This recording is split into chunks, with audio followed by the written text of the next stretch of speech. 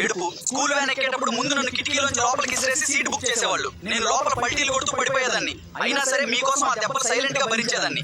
పొద్దున్నే మీ అమ్మ ఎంతో ప్రేమగా పెట్టిన ఆవకాయ అన్నం పెరుగన్నం బాక్సులు లీక్ అయిపోయి నా లోపల ఉన్న సోషల్ పుస్తకాలకి సైన్స్ నోట్స్ కి ఆ ఆవకాయ వాసన పట్టించి చావగొట్టేవాడివిరా. క్లాస్ లో లాస్ట్ బెంచ్ లో కూర్చుని నా జిప్పు మెల్లిగా లాగి దొంగచాటుగా ఆ మిక్చర్ వేసేవాడివి. నువ్వు ఎక్కడ దొరికిపోతావో అని సౌండ్ చేయకుండా నీ గుట్టు రాయడానికి నేను పడ్డ టెన్షన్ నీకేం తెలుసును. ఆ పక్కోటి పెన్సిల్లు ఎరేజర్ల దొంగతనాలేంట్రా? సగం తిన్న చాక్లెట్ కవర్లు, ఇవ్వలేకపోయిన లవ్ లెటర్లు, నాన్న సంతకం ఫోర్జరీ చేసిన పేపర్లు అన్ని నాలోనే కుక్కి నా ప్రాణాలు తీసావు కదరా.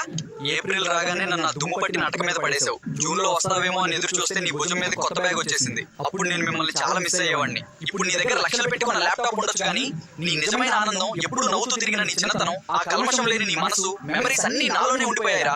లైఫ్ లో టెన్షన్లతో పిచ్చెక్కినప్పుడు నన్ను ఒకసారి దుమ్ము దులిపి చూడు. నా మీద ఉన్న ఇంకు మార్కల్లో నీ బాల్యం కనిపిస్తుంది. నేను నీ స్కూల్ బ్యాగ్ ని కాదు, గడిచిపోయిన నీ బాల్యాన్ని. ఈ వీడియో చూసాక మీ పాత బ్యాగ్, స్కూల్ ఫ్రెండ్స్ గుర్తొస్తే వెంటనే వాళ్ళకి షేర్ చేయండి.